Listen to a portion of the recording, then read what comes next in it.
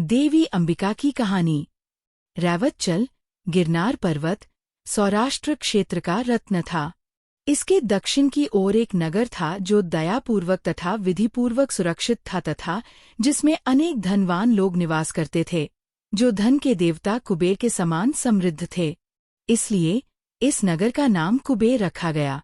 ये सुंदर तथा अद्वितीय खिले हुए कमल के बगीचों से भरा हुआ था, जो देखने वाले की कमल सी आँखों को अवश्य ही खिलने पर मजबूर कर देते थे। यहाँ एक सुदृढ़ तथा ऊंचा किला था, जो शत्रुओं के लिए अजेय था। यहाँ ऐसे मंदिर थे जो सभी पापों का नाश कर देते थे तथा प्रत्येक मंदिर में तीर्थंकरों की भव्य मूर्तियां थीं।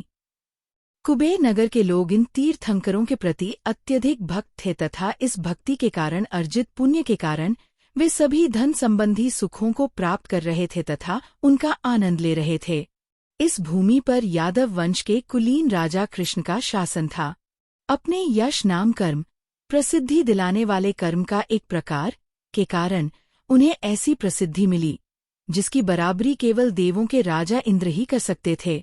जैसे वीर सिंह बड़े से बड़े हाथी को भी मार गिराने में समर्थ होता है, वैसे ही शत्रुओं को परास्त करने में भी उसका पराक्रम अद्वितीय था। इस नगर में देवदत्त नामक एक ब्राह्मण रहता था। उसका शरीर 3 पवित्र धागों से सुशोभित था। मुनियों के अमृतमय वचनों से उसकी बुद्धि परिपुष्ट और परिपुष्ट हुई थी तथा वह अद्भुत और सुंदर कलाओं का वाहक था। उसकी पत्नी का नाम देवल था।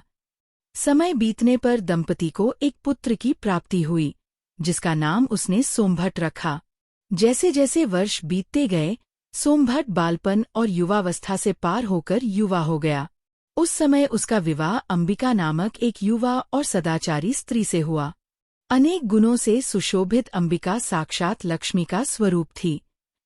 कुछ वर्षों के पश्चात ब्राह्मण देवदत्त इस संसार से चला गया। जिस प्रकार उसकी आत्मा ने नश्वर शरीर को त्यागा, उसी प्रकार जैन आचरण के गुण भी उसके घर से चले गए।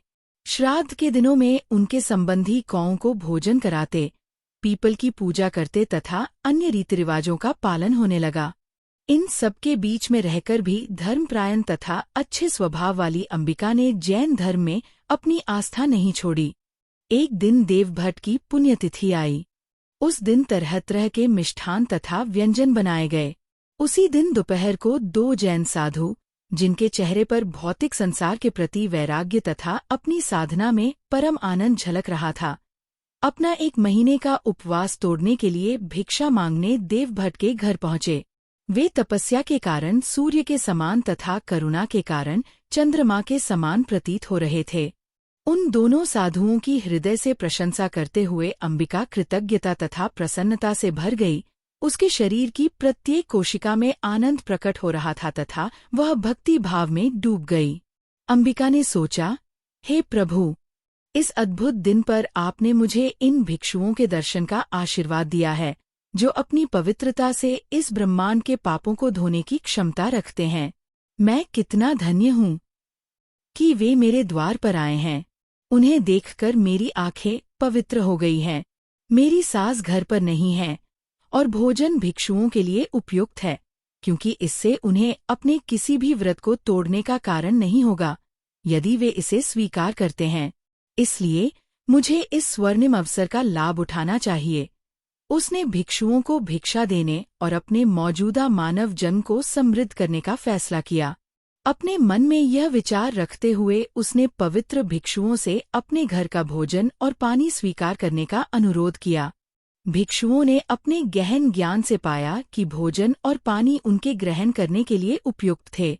उन्होंने भिक्षा स्वीकार की और अंबिका को पूरे दिल से आशीर्वाद दिया। अंबिका का हृदय आनंद से भर गया था। वह तपस्वी भिक्षुओं को दिए गए दान के पुण्य कर्म की सराहना करके अपने पुण्य के प्रवाह को बढ़ा रही थी। अंबिका की खुशी की सीमा नहीं थी और ऐसा लग रहा था जैसे वह आनंद से भरी हुई आसमान में उड़ रही हो।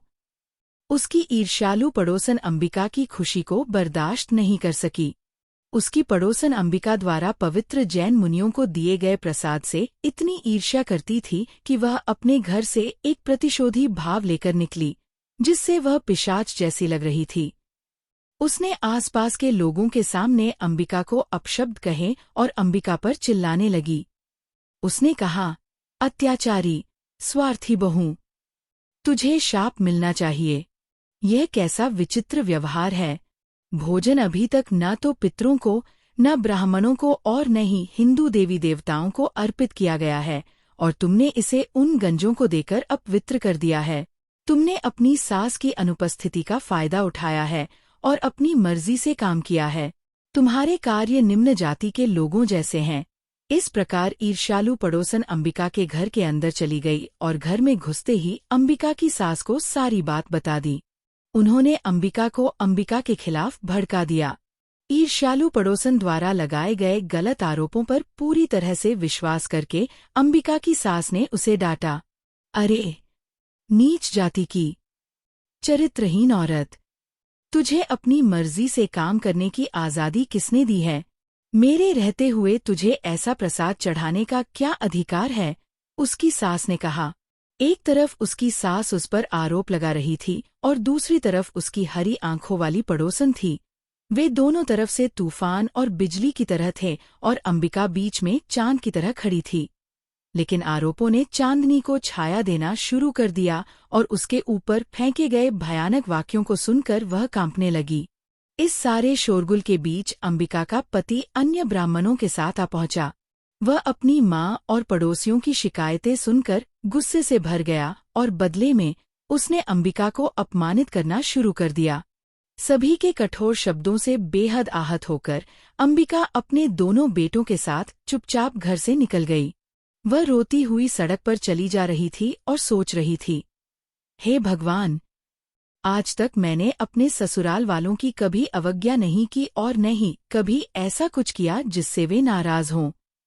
मैंने अपने पति की सच्चे मन से सेवा की है और उन्हें कभी कोई कष्ट नहीं पहुंचाया। इसके अलावा मैंने ऐसा कोई अप्रिय कार्य नहीं किया जिससे मेरे पति के परिवार या मेरे पिता के परिवार को कलंक लगे। हाय, मैंने अपने दुर्बल शरीर के बावजूद भी मेहनत की और अपने घर के सारे कामों को पूरा करने के लिए उसकी उपेक्षा की। मैं निर्दोष होते हुए भी मुझे ये समाज अपमानित कर रहा है। इस शुभ दिन पर मैंने उन तपस्वी जैन मुनियों को भिक्षा देने का अवसर लिया जो पिछले 30 दिनों से केवल जल पीकर उपवास कर रहे थे। इस कार्य से परिवार को लाभ तो होगा, लेकिन हिंदू रीति रिवाजों में उनकी अंध आस्था ने मुझे अनावश्यक रूप से परेशान कर दिया है। गलत आस्था और विश्वास प्रणालियों ने इस परिवार को ये विश्वास दिला दिया है कि बंजर पेड़ों को सींचने से वे उनमें से फल प्राप्त कर सकेंगे। इसी तरह वे अपने मृत ससुर को भी प्रसाद चढ़ाकर प्रसन्न करने का प्रयास कर रहे हैं। उनके जीवित पुत्र सोमभट ने उन्हें भोजन कराया। यह पूरी कवायद निरर्थक लगती है।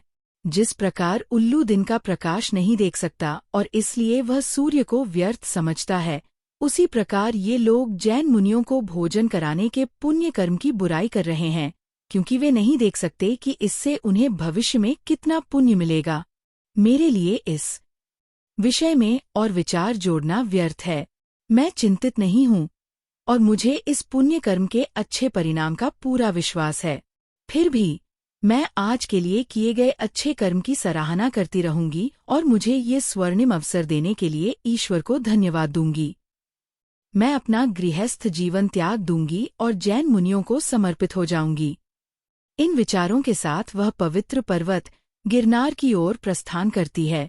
मैं पवित्र पर्वत पर चढ़ूंगी और भक्तिपूर्वक भगवान नेमिनाथ की पूजा करूंगी। मैं इस जीवन में और साथ ही इस जीवन से पहले के अनंत जन्मों में मेरे द्वारा संचित कर्मों का नाश करने के लिए तपस्या का सहारा लूंगी। आशावादी दृष्टिकोण के साथ अंबिका मनमोहक पवित्र पर्वत गिरनार की ओर बढ़ी। उसने अपने छोटे बच्चे को अपनी कमर पर बैठाया और दूसरे बच्चे को उसकी उंगली से पकड़कर पवित्र पर्वत गिरनार की ओर चलना शुरू कर दिया।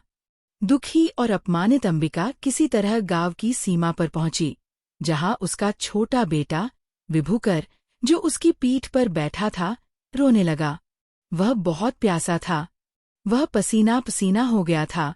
उसका चेहरा उदास हो गया था और उसकी आंखों से आंसू बह रहे थे। वहीं बड़ा बेटा शुभंकर बहुत थक गया था, क्योंकि वह लगातार चल रहा था। उसने अपनी माँ से कहा, प्यारी माँ, मुझे कुछ खाने को दो, मुझे बहुत भूख लगी है। बेटे बहुत छोटे और नाजुक थे। उन्हें पीड़ित देखकर अंबिका की आंखों में आंसू आ गए। अंबिका अपने बच्चों के साथ चिलचिलाती धूप में पैदल चलने से परेशान थी, जो लंबे समय से प्यासे और भूखे थे।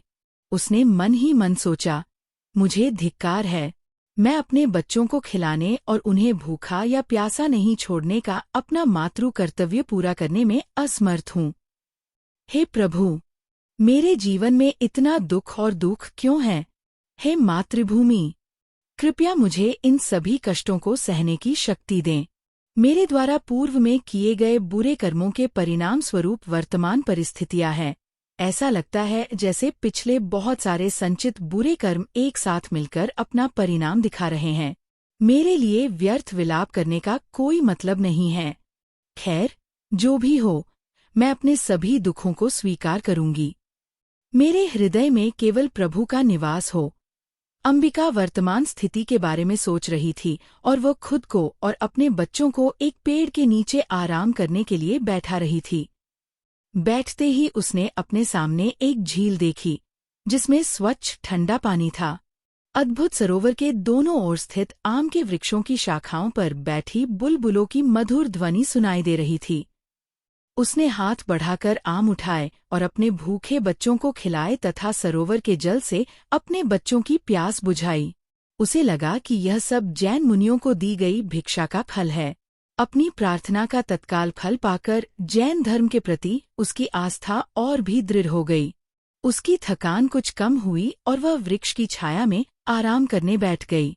दूसरी ओर अंबिका की सास देवल ने नए खाद्य पदार्थ तैयार करना शुरू कर दिया, क्योंकि उसे लगा कि अंबिका द्वारा बनाया गया भोजन जैन मुनियों को भिक्षा में दिए जाने के कारण दूषित हो गया है। उसने नया भोजन तैयार करने के लिए बर्तन खोले। जिस प्रकार पारसमणि के स्पर्श से लोहा सोना बन जाता है, उसी प्रकार जैन मुनियों को भोजन देने के लिए खाली किए गए बर्तन भोजन से भर गए थे। यह तपस्वी जैन मुनियों को भोजन देने का परिणाम था। देवल को सारा भोजन देखकर आश्चर्य हुआ। उसने सोचा, मैं कितनी अभागिनी हूँ कि अपनी भोली, प्यारी, देवी सी पुत्रवधू को बिना किसी दोष के घर से निकाल दिया। मुझे धिक्कार है। तभी आकाशवाणी हुई, अरे अभागिनी, तुमने तो जैन मुनियों को दान देकर जो महान पुण्य कमाया है, उसका केवल एक अंश ही देखा है। अत्यंत पुण्यवती अंबिका का तेज चमत्कारी है। जैन मुनियों को दान देने के फलस्वरूप निकट भविष्य में वह देवराज के द्वारा पूजित होगी। इन दिव्य वचनों को सुनकर देवल भयभीत हो गई और सोमभट्ट की ओर दौड़ी। उसने सोमभट्ट को सारी घटना सुनाई और कहा कि अंबिका को खोज कर लाओ।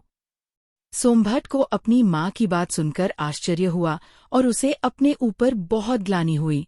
अंबिका के प्रति बहुत सम्मान रखते हुए वह उसकी खोज में घर से निकल पड़ा। सोमभट्ट उसकी खोज में एक के बाद एक नगरों से गुजरता रहा, पर व्यर्थ ही। फिर वह वन की ओर चल पड़ा। वन में प्रवेश करते ही उसने अंबिका को अपने दोनों बच्चों के साथ सरोवर के पास से जाते देखा। उसका हृदय अपार प्रेम से भर गया, साथ ही वह उससे और अपने बच्चों से वियोग में व्यथित भी था। वह जोर से चिल्लाया, हे अंबिका, मेरी प्रियतमा, रुक जाओ। सोमभट्ट उसे प्रेमपूर्वक पुकार रहा था और तेजी से उसकी ओर चलने लगा। अंबिका ने अचानक सोमभट्ट की बात सुन ली और उसे तेजी से अपनी ओर आते देखकर घबरा गई। उसने मन ही मन सोचा, मुझे पक्का यकीन है कि वह मुझे मारने आ रहा है। इस निर्जन वन में मुझ जैसी अबला स्त्री को कौन बचाएगा?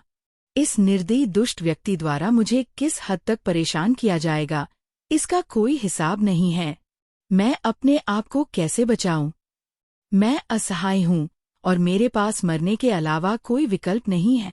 मन में ये विचार लेकर वह अपने पास के कुएं की ओर बढ़ने लगी। उसने कुएं में कूदने के लिए खुद को तैयार किया और ऐसा करने से पहले उसने प्रार्थना की, मैं अपने आप को अरिहत भगवंतों के चरण कमलों में समर्पित करती हूँ। मैं अपने आप को सिद्ध भगवंतों के चरण कमलों में समर्पित करती हूँ।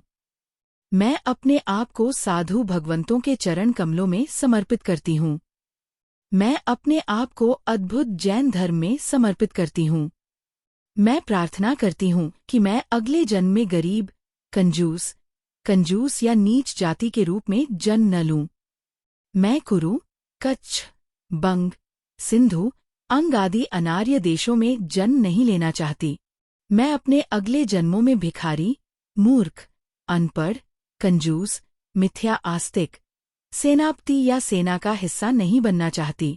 मैं अपने आने वाले जन्मों में कभी भी जहर, हथियार, शराब, अवैध पदार्थों का व्यापार या बिक्री नहीं करना चाहती और मैं आशा करती हूँ कि मैं अपने आने वाले जीवन में कभी भी जीवित प्राणियों की खरीद या बिक्री नहीं करूंगी।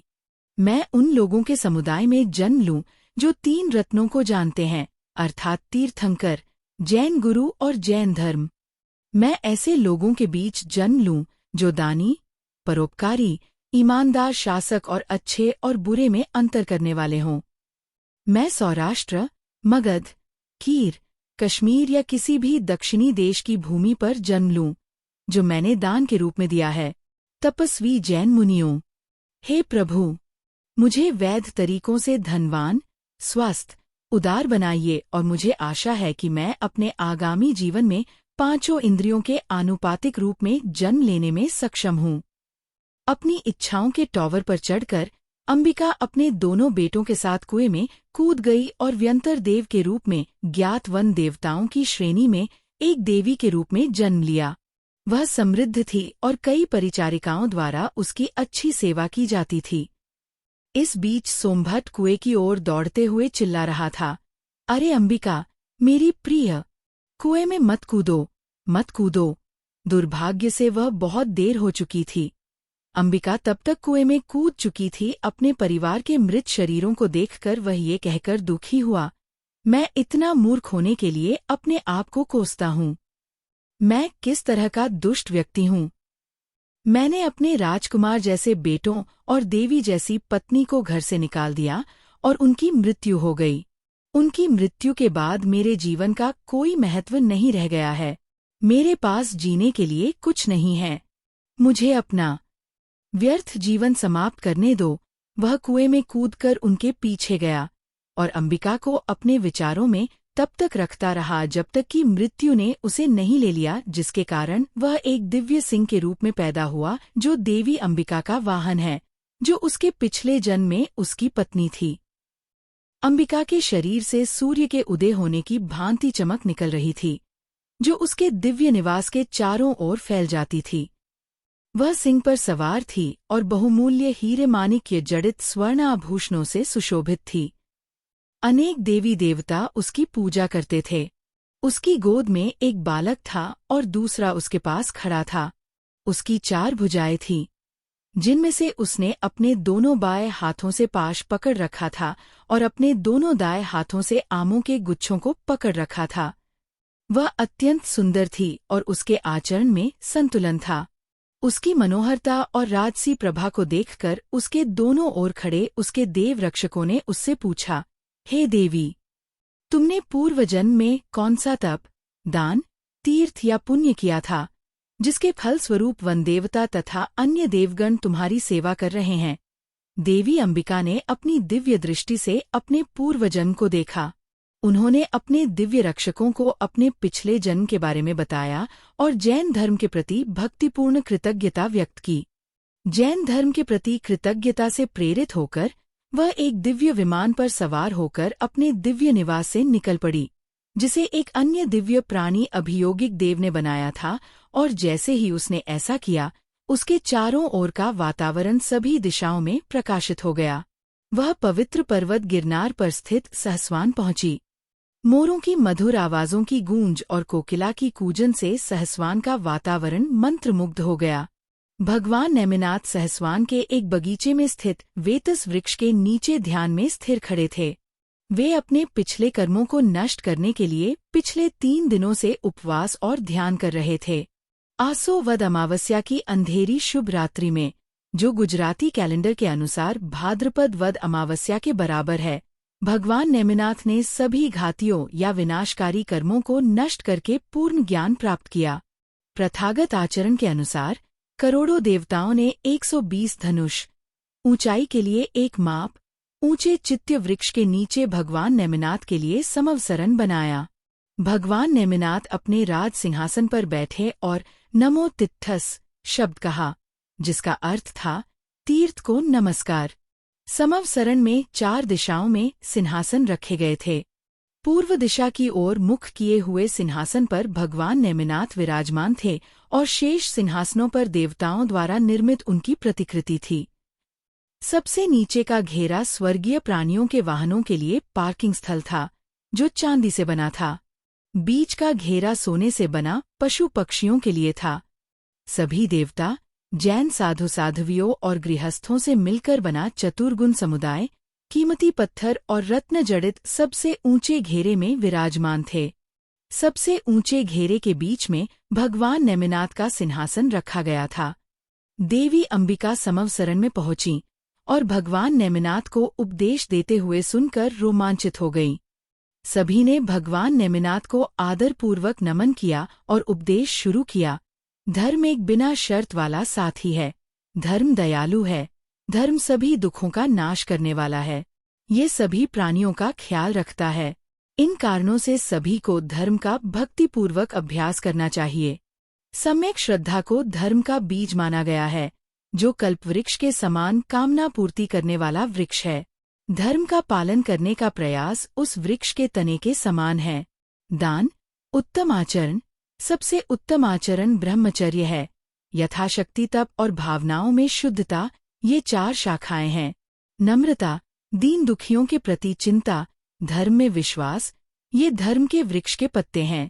सिद्धाचल और गिरनार जैसे पवित्र स्थानों की भक्तिपूर्वक तीर्थ यात्रा करना, भगवान की पूजा करना, संतों का अनुसरण करना और पवित्र नमस्कार महामंत्र का जाप करना, ये सब वृक्ष की खूल कलियों के समान हैं। स्वर्ग के सुख धर्म वृक्ष के फूलों के समान है और मोक्ष का आनंद धर्म वृक्ष का फल है। इस प्रकार जब उपर्युक्त तत्व किसी के हृदय में निवास करते हैं तो उस आत्मा को आध्यात्मिक उत्थान के अवसर प्राप्त होते हैं, और जब वह आलस्य को त्याग कर इस धर्म का लगन से पालन करता है तो उसे शीघ्र ही मोक्ष का शाश्वत आनंद प्राप्त होता है। भगवान नेमिनाथ के अखंड प्रवचन को सुनने वाले सभी लोग उनकी कृपा से अत्यंत सराबोर हो गए। राजा वरदत्त ने अपने 1000 सेवकों के साथ संन्यास की भावना से संन्यास ग्रहण किया और भगवान नेमिनाथ के 18 शिष्यों में से मुख्य शिष्य का पद प्राप्त किया, जिन्हें गंधर कहा जाता है, क्योंकि वे विभिन्न गणों अर्थात समूहों के नेता होते हैं। यक्षिनी नामक राजकुमारी को भिक्षुनी की दीक्षा दी गई और उसने कई अन्य स्त्रियों को भिक्षुनी की दीक्षा दिलाने में महत्वपूर्ण भूमिका निभाई। दशारह, भोज, कृष्ण, बलभद्र आदि कुछ पुरुष प्रमुख श्रावक, पुरुष गृहस्थ बन गए और उनकी पत्नियां श्राविका, महिला गृहस्थ बन गईं। इस प्रकार भगवान नेमिनाथ ने चतुर्विध संप्रदाय की स्थापना की तथा उन्हें मनुष्य, पशु आदि अधम जीव, देव तथा नरकगामी चारों अवस्थाओं के अंधकार का वर्णन करते हुए उपदेश दिया, जिसे दान, उत्तम आचरण, सबसे उत्तम आचरण ब्रह्मचर्य, यथाशक्ति तप तथा भावों की पवित्रता रूपी चतुर्विध धर्म के दीपक से प्रकाशित किया जा सकता है। भगवान नेमिनाथ द्वारा देवी अंबिका के पूर्व जन्म, जैन धर्म में उनकी गहरी आस्था तथा जैन मुनियों को दान देने के पुण्य कर्मों का वर्णन सुनकर अन्य देवों के अनुरोध पर महान भक्त इंद्र महाराज ने देवी अंबिका को भगवान नेमिनाथ के राज्य में अधिष्ठात्री देवी नियुक्त किया। पूर्व जन्म में भगवान नेमिनाथ के वचनों से जागृत हुए गोमेध यक्ष नामक अर्धदेव को भगवान नेमिनाथ के राज्य में अधिष्ठात्री अर्धदेव नियुक्त किया गया। भगवान नेमिनाथ के शासनकाल में देवी अंबिका बाधाओं को दूर करने में मदद करने के लिए जिम्मेदार थीं और अर्धदेव गोमेद लोगों की मदद करने के लिए जिम्मेदार थे।